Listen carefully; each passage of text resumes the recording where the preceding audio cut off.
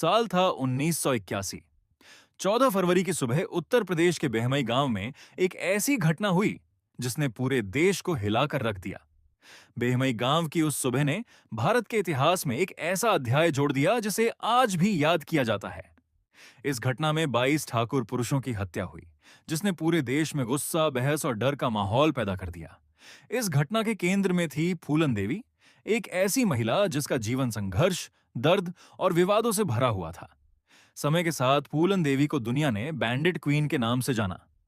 कुछ लोगों की नजर में वह एक अपराधी थी, जबकि कुछ वंचित समुदायों के लिए वह अन्याय के खिलाफ खड़ी एक प्रतीक बन गई। एक गरीब मल्लाह परिवार में जन्मी फूलन देवी का बचपन कठिनाइयों और सामाजिक भेदभाव से भरा हुआ था। उसकी जिंदगी में जातिवाद, छुआछूत, अत्याचार और बदले की भावना ने एक ऐसी कहानी बनाई जिसे सुनना भी आसान नहीं है।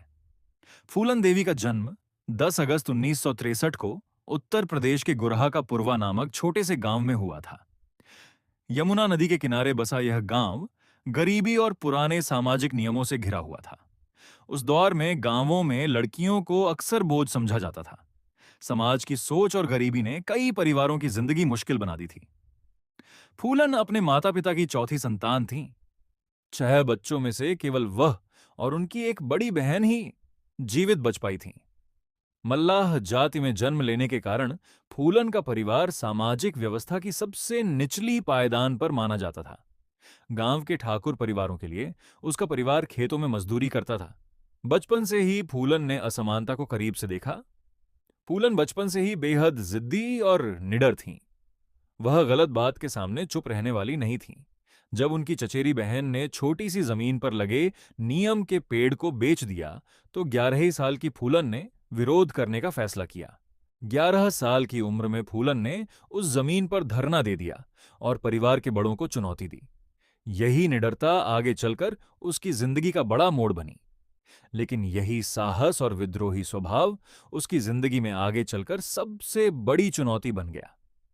11 साल की उम्र में फूलन की शादी एक 30 साल के व्यक्ति से कर दी गई। उस समय वह बचपन की उम्र में ही एक ऐसे रिश्ते में धकेल दी गई जिसे वह समझ भी नहीं पाती थी। इस शादी के बदले उसके परिवार को एक गाय मिली। गरीबी और सामाजिक दबाव ने उसके जीवन का फैसला कर दिया था। शादी के बाद फूलन के जीवन में ऐसे अनुभव आए जिन्होंने उसके बचपन को पूरी तरह खत्म कर दिया। कुछ समय बाद फूलन की हालत इतनी खराब हो गई कि उसे वापस मायके ले जाना पड़ा, लेकिन हालात बदलने की बजाय उसे फिर उसी जगह भेज दिया गया।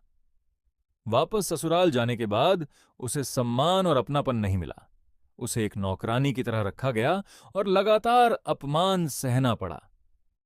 हालात इतने खराब हो गए कि फूलन को अपने ही घर में भी सहारा नहीं मिला। वह पूरी तरह अकेली महसूस करने लगी। फूलन ने हार नहीं मानी।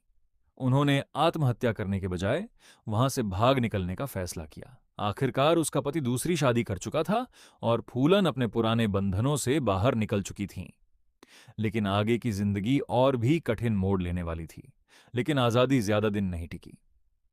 साल 1979 में फूलन की जिंदगी ने एक और खतरनाक मोड़ लिया जब उसका अपहरण कर लिया गया। अपहरण करने वाला गिरोह बाबू गुर्जर का था। बाद में सामने आया कि इसके पीछे पारिवारिक संपत्ति विवाद से जुड़ी वजह थी। कुछ समय बाद गिरोह के सदस्य विक्रम मल्लाह ने बाबू गुर्जर की हत्या कर दी और गिरोह की कमान संभाल ली। फूलन विक्रम मल्लाह के साथ गिरोह का हिस्सा बन गईं। चंबल की बीहड़ों में उन्होंने बंदूक चलाना सीखा और एक नई जिंदगी शुरू हुई। कुछ लोगों के लिए फूलन एक पीड़ित महिला थीं, जबकि कुछ लोगों की नजर में वह एक अपराधी बन चुकी थीं। लेकिन असली त्रासदी तब आई जब विक्रम मल्लाह और विरोधी गिरोहों के बीच संघर्ष हुआ और विक्रम मारा गया। अब फूलन अकेली थी और दुश्मनों के बीच फंस चुकी थी। उसके सामने एक नया और खतरनाक दौर शुरू हुआ। इसके बाद लाला राम और श्री राम नाम के 2 डकैतों ने फूलन को पकड़ लिया और उसे बेहमई गांव ले जाया गया। बेहमई में उसके साथ हुए अत्याचार उसके जीवन का सबसे दर्दनाक अध्याय बन गए। कई हफ्तों तक चले। इस दर्दनाक दौर के बाद भी फूलन ने हार नहीं मानी और आखिरकार वहां से भाग निकलने में सफल हुई। अब फूलन की जिंदगी का एक ही मकसद रह गया था, बदला। वह फिर उन्हीं चंबल की बीहड़ों में लौट आई, जहां से उसकी दर्दनाक कहानी शुरू हुई थी। फूलन ने अपना खुद का गिरोह बनाया और चंबल की बीहड़ों में एक नए अध्याय की शुरुआत हुई।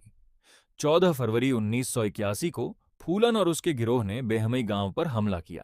यह घटना भारतीय इतिहास में एक बड़ा मोड़ बन गई। बेहमई की घटना में 22 ठाकुर पुरुषों की मौत हुई।